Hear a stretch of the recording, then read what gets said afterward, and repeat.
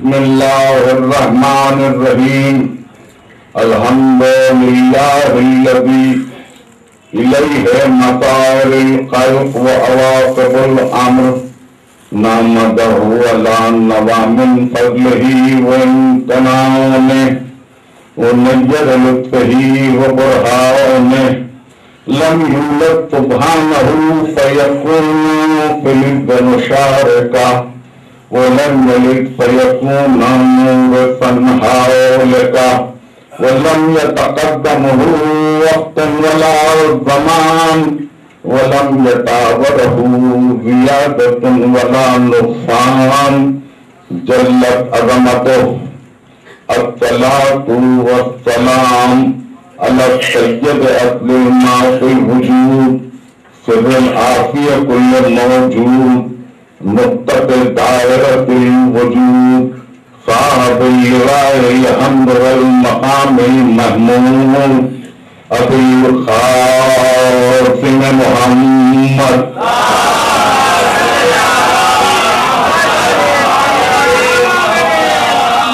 وأهل بيته الطيبين الطاهرين المعصومين المظلومين الذين أذهب الله عنهم الرجس وطهرهم تطهيرا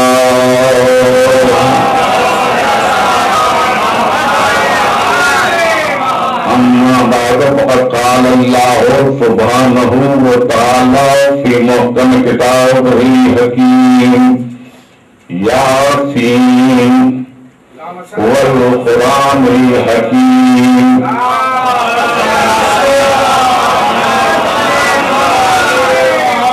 إنك لمن المرسلين صلوات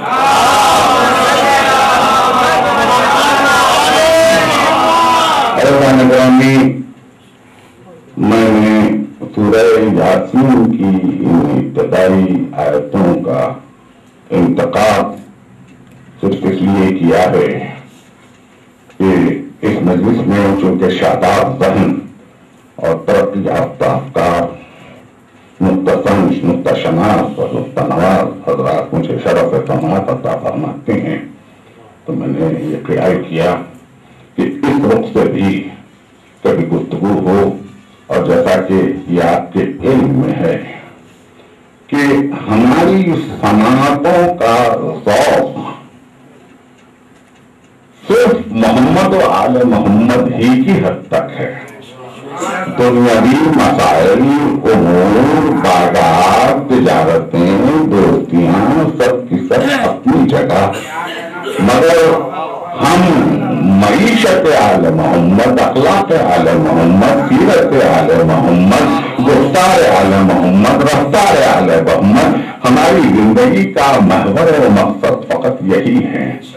اگرچہ کہ یاسین حروف مقطعات میں ہے، لیکن عالم اسلام نے جب کبھی اس کی شرح کرنا چاہی تو میں نے اس کے معنی یہ لکھے اے انسان، لیکن ہمارے علماء نے جب کبھی اس کے معنی لکھے اس کے ساتھ ہی یہ لکھ دیا کہ یاسین کتاب ہے سرکار ختمی مرتبت کا، اور یہ مخاطبت انہی سے ہے، یاسین ہے سید و سردار۔ اور اس کے بعد دیکھیے میں ایک عجیب محض پہ آج تقریر کو لے جانا چاہتا ہوں۔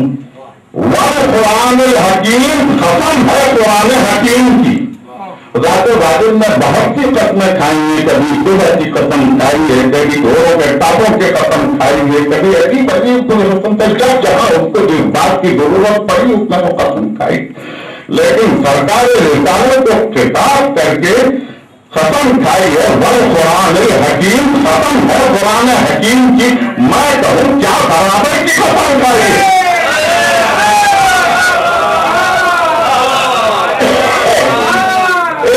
جوانی کے مخاطبت کے بعد کوئی اور قسم کھائی ہی نہیں جا سکتی تھی، تو قرآن حکیم کی قسم کیا برابر کی قسم ہے، کیا برابر کی قسم، اور اس کے بعد کہا کہ ہم نے غلام اور بنا کے بھیجا ہے، ہم نے تمام مرسل بنا کے بھیجا ہے اور صراط مستقیم صراط مستقیم کی طرح.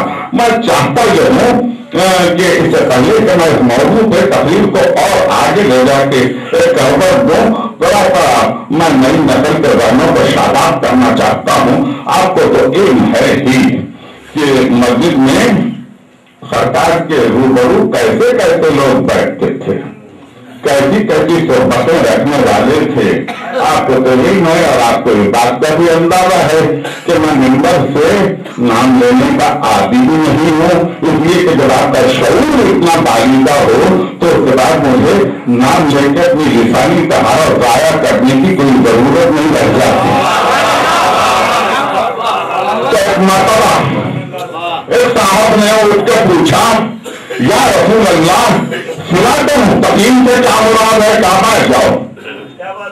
پھر اٹھے پھر پوچھا یا رسول اللہ صراط مستقیم سے کیا مطلب ہے, کہا بیٹھ جاؤ.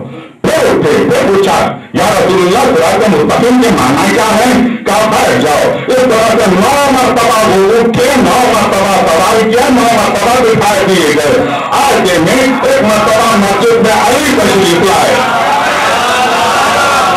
انہوں نے اٹھ کے آپ پوچھا یا رسول اللہ صراط مستقیم کے معنی کیا ہے, اشارہ کر کے کہا صراط مستقیم.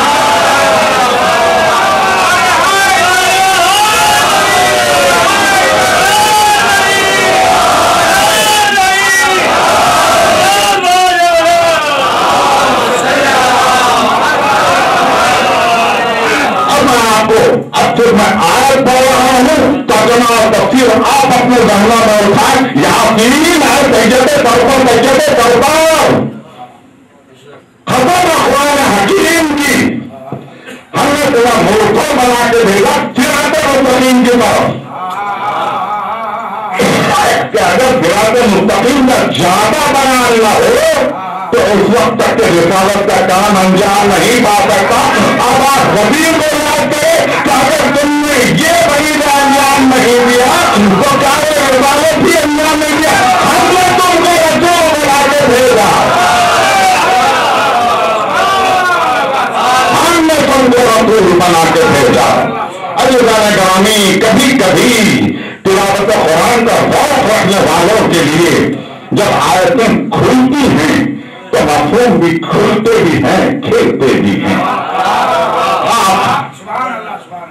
تھوڑا سا میرا ساتھ دیں 4-5 منٹ تک, پھر اس کے بعد میں لوٹ کے اپنی مرکز پہ آ جاؤں گا. کہ جب ذات واجب نے یکایک اپنے نور سے ایک نور کو قلب کر دیا, بہت بہت سے سنیے, ایک نور کو قلب کر دیا. نور نے قلب ہوتے ہی سجدہ کیا. معلوم فرماتے ہیں 1000 برس کا نوری سجدہ تھا. نوری کا لائٹیس 1000 برس کا نوری سجدہ تھا. اگر سجدے سے سر کو اٹھایا تو کہا مان ہم عطا کریں گے. اس نے کہا کہ پہلی بات تو یہ ہے کہ ہم کو تسلیم دیتے ہیں, عقل دیتے ہیں, رضا دیتے ہیں, سب کچھ دے کے کہا کہ اب تو مانگو. تو کہا کہ بس اتنی سی بات کہ اس کی شفاعت کو قبول کرنا جو میرے وسیلے سے آیا. اب ذرا تھا میں یہاں سے آپ کو لے چل رہا ہوں سورہ رحمان کی طرف. ابتدائی آیت الرحمن علم القرآن خلق الانسان علمہ البیان. ہونا تو یہ چاہیے تھا کہ الرحمن خلق الانسان علم القرآن علمہ البیان, مگر ترکیب یہ نہیں ہے. دیکھیے جب خلق کر چکا تو اس کے فوراً بعد رحمان نے علم قرآن عطا کیا. اس کو کیا جس نے 1000 برس کا نوری سجدہ عطا کیا تھا. تو قرآن کا علم وہاں پہ عطا ہو چکا, اسی وقت عطا ہو چکا جب عالم نور میں تھے. ہم نے علم قرآن کو دے دیا.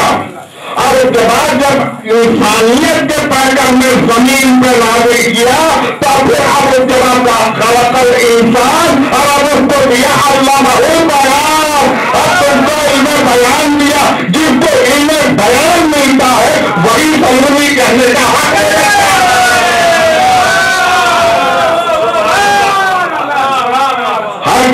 ضروری دیتے تو علم بیان ہم نے دیا. اب یہ دیکھیں میں آج کچھ گوشے ایسے پڑھنا چاہتا ہوں کہ مجھ سے ہٹ کے تو اور لوگوں نے پڑھے ہوں گے. ایک دور تھا کہ جب میں اپنے گزشتہ ایام کو یاد کرتا ہوں تو مجھے لگتا تھا کہ آزاداری کا اور ہماری مجلسوں کا کیا دور تھا کہ فصل بہار میں جب مدھر علی کی نکھت گل چمنستان آزاد گزرتی تھی تو سب شگوفے ولایت علی کے کھل جاتے تھے. خدا جانے جس کی نظر کھا گئی کہ اب فصل قضا میں دیکھتا ہوں تو بعد سمون گزرتی ہے شگوفے مرجھا کے رہ جاتے ہیں. مجھے دوسروں سے شکایت نہیں، خود اپنے آپ سے شکایت ہے. مجھے کسی اور سے شکایت نہیں، مگر یہ کہ اولین و آخرین میں آپ کی تلاش ہے، آپ کی گفتگو ہے، آپ کی سماعتیں ہیں، آپ کے خوشگوار سماعتیں ہیں، آپ کی سماعتیں قبول کرتی ہیں. اولین و آخرین میں کسی نے یہ جملہ نہیں کہا، نہ تاریخ میں، نہ حدیث میں، نہ رجال کی کتابوں میں، نہ روایات میں آپ کو کہیں یہ جملہ نہیں ملے گا الا امیر المومنین کے، کہ امیر المومنین نے فرمایا کہ میں نے وحی کے نور کو دیکھا، میں نے وحی کے نور کو دیکھا. وحی کے آنے کا تذکرہ بہتوں نے کیا کہ کیسے وحی آتی تھی، کیا گزرتا تھا، مگر علی نے کہا کہ میں نے وحی کے نور کو دیکھا. وحی کے نور کو دیکھ سکتا ہے جو کوئی عمر قرآن دیتا ہوا تھا، کسی اور کوئی ممکن نہیں تھا. کہا میں نے وحی کے نور کو دیکھا، میں نے وحی کے نور کو دیکھا. اب وحی کے نور کو دیکھا تو اب اس کے بعد سلونی امیر المومنین نے کئی مرتبہ کہا. میں آگے چاہتا ہوں کہ ایک اور واقعے سے یہ تقریر آپ تک پہنچے اور مدھر علی کے وہ گوشے آپ تک پہنچ جائیں کہ میں اس کو ادا کر سکوں. امیر المومنین نے سلونی کی آواز مدینے میں دی، کوفے میں دی، ایک مرتبہ نہیں دی، بارہ کہا سلونی پوچھو مجھ سے، اس سے پہلے کہ میں چلا جاؤں میں، اس سے پہلے کہ تم مجھے کھو دو. یہ نہیں کہا کہ اس سے پہلے کہ میں چلا جاؤں، کہا کہ اس سے پہلے کہ تم مجھے کھو دو. پوچھو مجھ سے سوال کرو. اب جس نے جو سوال کیا ہو وہ آپ کی نظر میں ہے، پوچھنا کچھ اور تھا، پوچھتے رہے اپنے سروں کے بالوں کی تعداد، بارہ جس کا جتنا ظرف ہے اتنا پوچھا. مگر میں آج بڑی ذمہ داری کے ساتھ یہ جملہ آپ کے حوالے کر رہا ہوں. امیر المومنین نے آخری مرتبہ کب سلونی کہا، آخری مرتبہ 19 رمضان کی سر پہ ضربت لگ چکی تھی. آپ متوجہ رہیں، میں اپنی پوری قوت سے تقریر نہیں کر پا رہا ہوں، مگر میں چاہتا ہوں کہ یہ اہم حصے آپ تک منتقل ہو جائیں. علی بستر پہ لیٹے ہوئے ہیں، اطراف چند احباب جمع ہیں. اس میں صافہ بن سوحان بھی ہیں. صافہ بن سوحان کا میں آپ سے تعارف کروا دوں، امیر المومنین کے شدید چاہنے والوں میں صافہ ہیں. جب کبھی امیر المومنین خطبہ انشاء فرمانے کے لیے مسجد میں آیا کرتے تھے تو آپ کے تشریف لانے سے پہلے ساتھ ساتھ کتاب کر کے امیر المومنین کی مدح کرتے تھے تاکہ لوگوں کو یہ معلوم ہو جائے کہ ان کا کون سا سمندر کافوں کے پاس آ رہا ہے.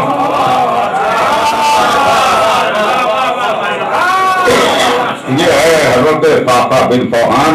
اللہ آپ کو زیارتیں ان کو جلد سے جلد لے جائے. جب آپ مسجد سہلا تشریف لے جائیں گے تو اس کے کچھ ہی فاصلے پہ مسجد صافہ بن سوحان بھی ہے، مسجد زید بن سوحان بھی ہے.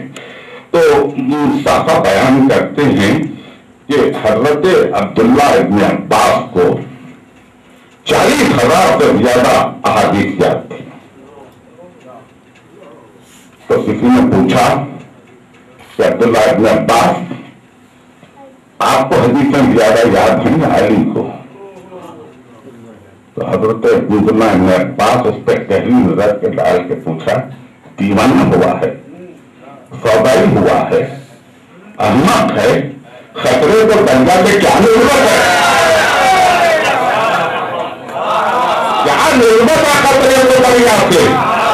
ये जितनी हदीसें मैं सुना रहा हूं, एक खतरा और एक खतरा, और ये जितनी मैं सुना रहा हूं सबकी सब अली की बयान करता है, सबकी सब अली के बयान। ये साहबा उस वक्त अमीर मोमिनीन के बिस्तर के करीब थे। उन्होंने पूछा, या अली, कुरान में कई आयतें आपकी शान में नाज़िल हुई हैं, ये आपके लिए मैं इत्तलान अर्ज करूं कि हमारे बरादरान इस्लाम के मुफस्सिरीन ने ये तादाद बताई है 300 आयतें आले मोहम्मद की शान में आई हैं, उन्होंने बतलाई हैं। कुछ और में आगे बढ़ के 500 बतलाई हैं। लेकिन हमारे उलमा कहते हैं कि 1000